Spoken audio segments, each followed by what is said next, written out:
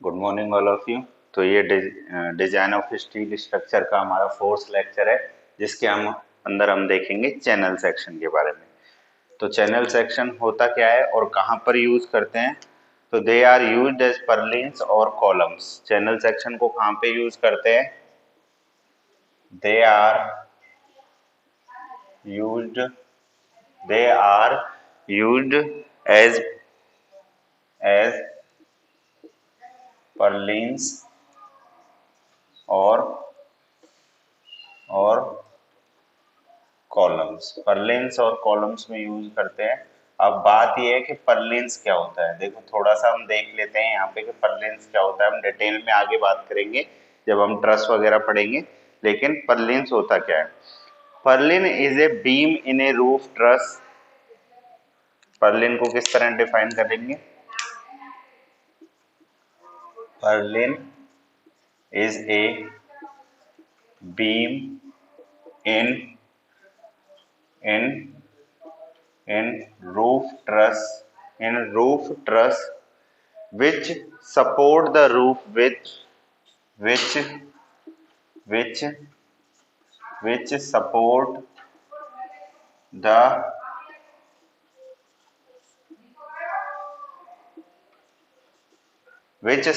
the roof with covering material with covering material. So how can we define the purlins? Purlin is a beam in roof truss which support the roof with covering material. तो हम देखते हैं channel section काम क्या आते हैं हमारे।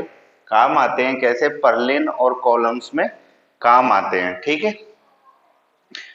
अब देखो चैनल सेक्शन कितने तरीके के होते हैं। तो चैनल सेक्शन की अगर टाइप्स की हम बात करें तो हम इनको मेनली चार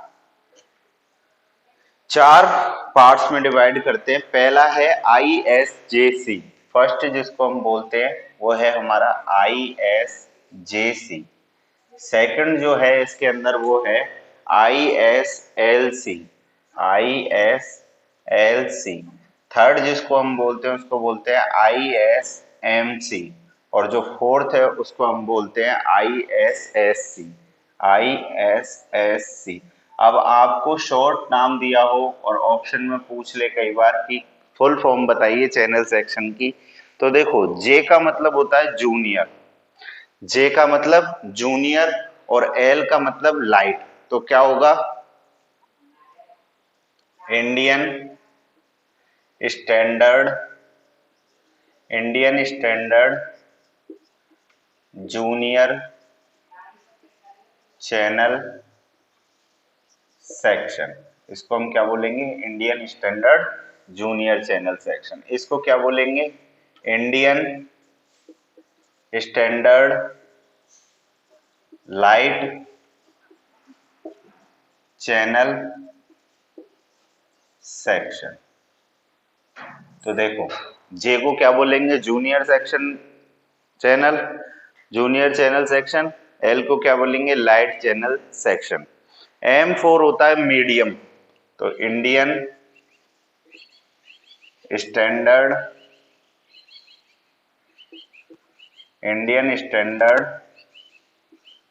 medium channel section. And the final ISSC, Indian standard and special channel section.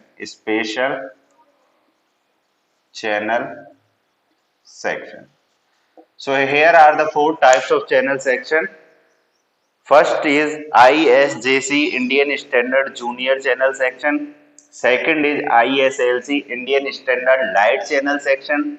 Third is ISMC, Indian Standard Medium Channel Section. And the last is Indian Standard Special Channel Section.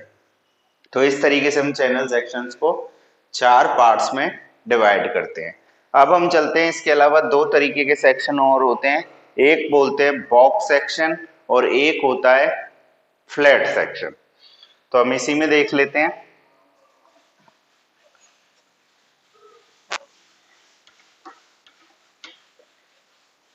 एक होता है हमारा box section.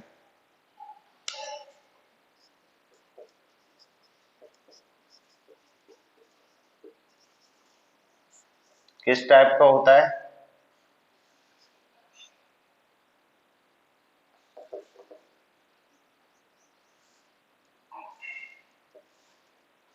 इस type का होता है box section.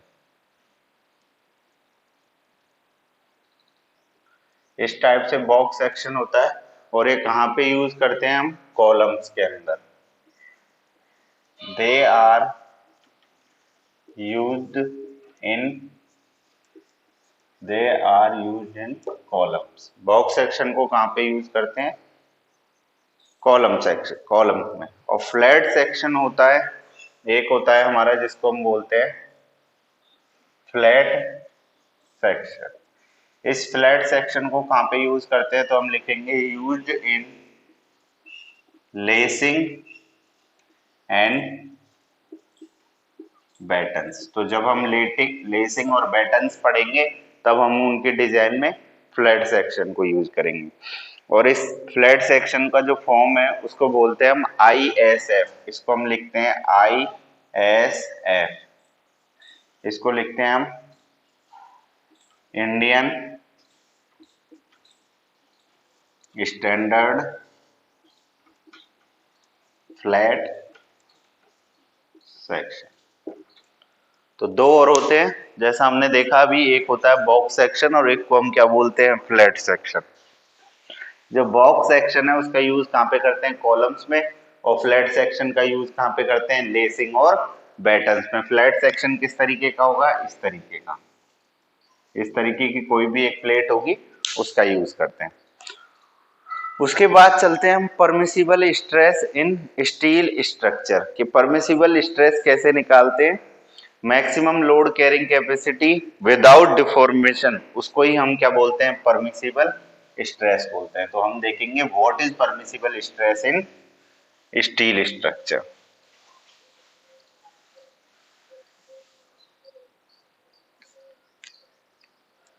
So heading है हमारी permissible stress in steel structure. Permissible stress in steel. Permissible stress होता क्या है? तो परमिसिबल स्ट्रेस को डिफाइन कैसे करते हैं? It is the maximum load carrying by the member. It is the maximum it is the maximum load carrying capacity of the member without it is the maximum load carrying capacity of the member maximum load carried, sorry इसको ऐसे लिख सकते हैं हम, it is the maximum load carried by the member. It is the maximum load carried by the member without deformation. Without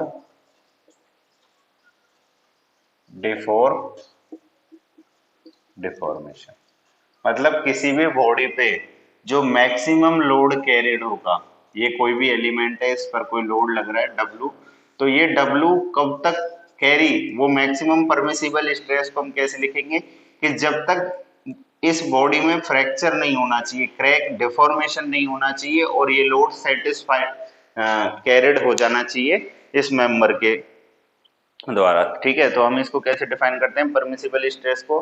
कि कोई भी member कितना मैक्सिमम लोड कैरिड कर सकता है बिना डिफॉर्म हुए, उसको हम बोलते हैं permissible stress in steel structure. अब ये दो तरीके के होते हैं। दो तरीके के कौन कौन से होते हैं? एक जिसको हम लिखते हैं WSM वर्किंग स्ट्रेस मेथड, और एक जिसको हम लिखते हैं लिमिट स्टेट मेथड। तो हम दोनों को देखेंगे और साथ साथ देखेंगे, है ना। तो सबसे पहले बात अब करते हैं हम वर्किंग स्ट्रेस मेथड की। जो हमारा फर्स्ट है वो है हमारा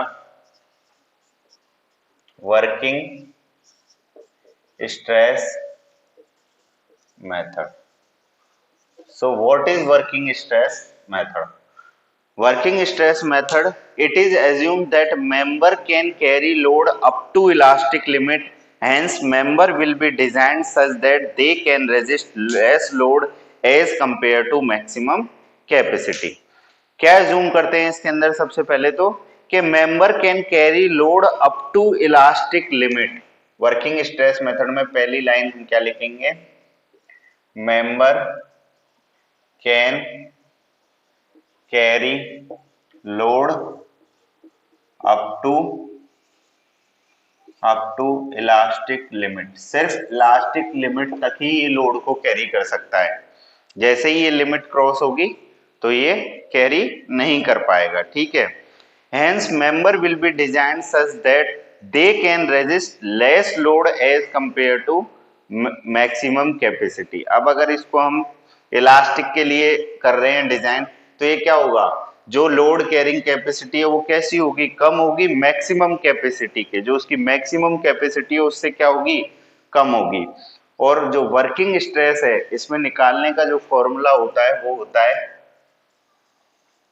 वर्किंग स्ट्रेस. वर्किंग स्ट्रेस निकालने का जो फॉर्मूला होता है इसके अंदर वो होता है load supply to the member, load supply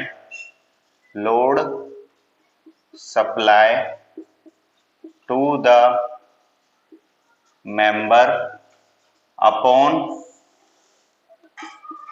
cross section area. So what is working stress method formula? Load supplied to the member upon cross sectional area is defined as the working stress. और दूसरे तरीके से हम किसको कैसे लिख सकते हैं इसको? अगर दूसरी डेफिनेशन लिखना चाहें तो working stress also be known as the ratio of, working stress is also known as the ratio of yield stress upon factor of safety. Yield stress को किससे प्रेजेंट करते हैं? Fy से, upon factor of safety. So here is the second definition we can use for working stress, and it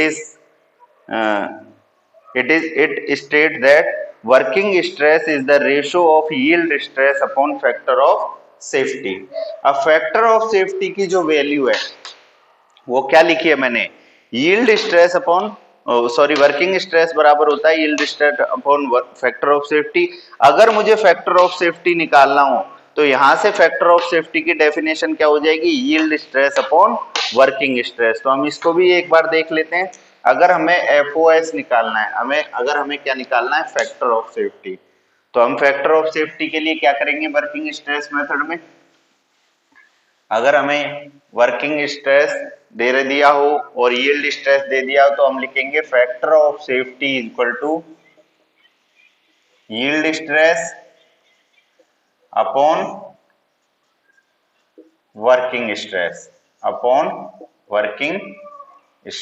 तो इस तरीके से हम क्या निकाल सकते हैं? FOS निकाल सकते हैं, फैक्टर ऑफ सेफ्टी. और फैक्टर ऑफ सेफ्टी की बात की जाए, तो वर्किंग स्ट्रेस जो होता है, वर्किंग स्ट्रेस किस तरीके से डिफाइन है?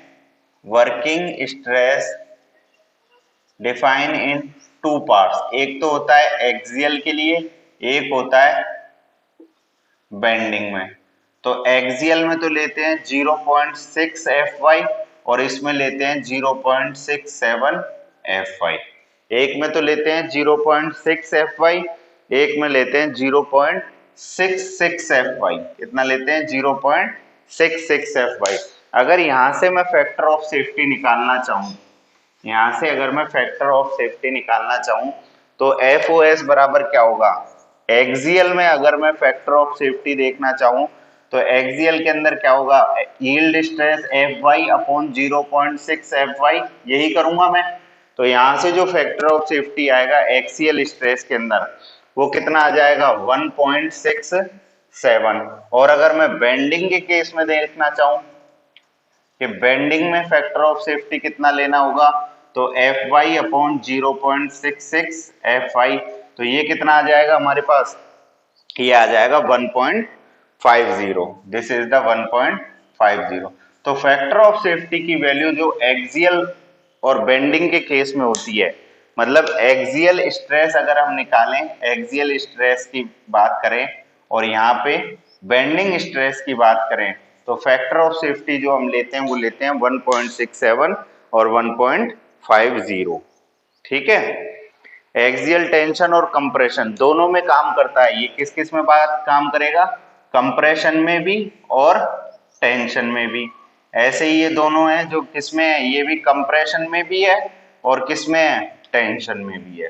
तो दोनों के लिए किसकी वैल्यू है, फैक्टर ऑफ सेफ्टी की। ठीक है, अब इसकी मेरिट्स क्या है, देखो कोई भी अगर हम मेथड पढ़ते हैं तो हम उसके बारे में पढ़ते हैं उसकी मेरिट क्या है और डीमेरिट क्या है। तो हम बात करते हैं कि वर्किंग स्ट्रेस की मेरिट्स क्या है। तो वर्किंग स्ट्रेस की मेरिट क्या है कि member can not be failed in future, member कभी भी फ्यूचर में फेल नहीं हो सकता। हम इसकी बात करते हैं मेरिट की और डीमेरिट्स की। तो देखिए एक तरफ लिखते हैं मेरिट्स, एक तरफ लिखते हैं डीमेरिट्स। इधर मैं शो करता हूं मेरिट्स को और इधर मैं शो करता हूं डीमेरिट्स को।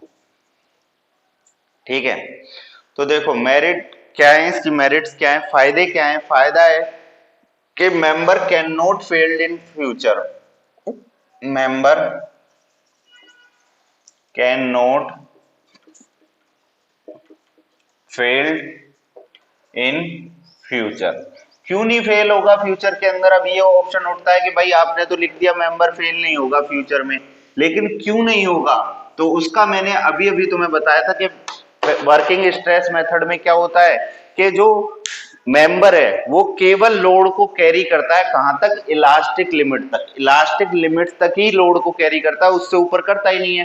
तो करेगा नहीं तो क्या होगा, जो मैक्सिमम कैपेसिटी है वहां तक वो कभी पहुंचेगा ही नहीं, तो फ्यूचर में फेल क्यों होगा। मेंबर फेल कब होता है, फेल दो ही कंडीशन में होता है कि जब उस पर जो लगने वाला जो स्ट्रेस है वो हमने कैलकुलेट किया है, जिस डिजाइन के लिए हमने उसे, जिस लोड के लिए हमने वो डिजाइन किया, अगर उससे ज्यादा लोड आ जाए तो मेंबर फेल हो जाता है, लेकिन यहाँ तो ऐसा हो ही नहीं सकता, पॉसिबल ही नहीं है। ठीक है, और दूसरी मेरिट क्या है कि इसकी जो डिजाइन है, डिजाइन इज वेरी सिंपल, बहुत ही सिंपल डिजाइन है, इसमें कोई हार्ड मेहनत नहीं करनी पड़ती, ज्यादा फॉर्मूले यूज नहीं करने पड़ते, तो डिजाइन प्रोसेस है इसकी वो कैसी है, बहुत ही सिंपल है। अगर हम डीमेरिट्स की बात करें, डीमेरिट्स की बात करें तो इसकी डीमेरिट है कि weight of the structure increase. इसमें क्या होता है, weight of the structure increase, so the design नहीं, सो इट इज अनइकोनॉमिकल। ये कैसा हो जाता है, देखो जब हम पता है कि ये इलास्टिक लिमिट के अंदर अंदर ही लोड लेगा, ये कभी अपनी मैक्सिमम लिमिट तक पहुंच ही नहीं पाएगा, और हम डिजाइन कर रहे हैं उसकी मैक्सिमम लिमिट के लिए, जबकि वो लोड कैरिंग कैपेसिटी है उसकी इलास्टिक लिमिट तक। तो क्या होगा, एक्स्ट्रा वेट आ रहा है उसके ऊपर, बिना फालतू का वेट आ रहा है कंक्रीटिंग का, तो अगर जबरदस्ती का वेट आएगा या ज्यादा वेट आएगा तो वो कैसा हो जाएगा, अनइकोनॉमिकल हो जाएगा, लेबर ज्यादा लगेगी, पैसे ज्यादा लगेंगे डिजाइन करने में, मेहनत ज्यादा लगेगी, तो उस तरीके से ये डिजाइन प्रोसेस कैसा हो जाएगा, अनइकोनॉमिकल। तो WSM की अगर तुमसे मेरिट्स पूछे तो ये दो मेरिट्स हैं कि फ्यूचर में कभी फेल नहीं हो सकता, डिजाइन बहुत ही सिंपल होती है, और डीमेरिट की बात की जाए तो इसका वेट ऑफ स्ट्रक्चर ज्यादा होता है, जिस कारण इसको हम क्या बोलते हैं कि ये अनइकोनॉमिकल है। दूसरी हम बात करते हैं किसकी, प्लास्टिक स्टेट और लिमिट स्टेट मेथड की।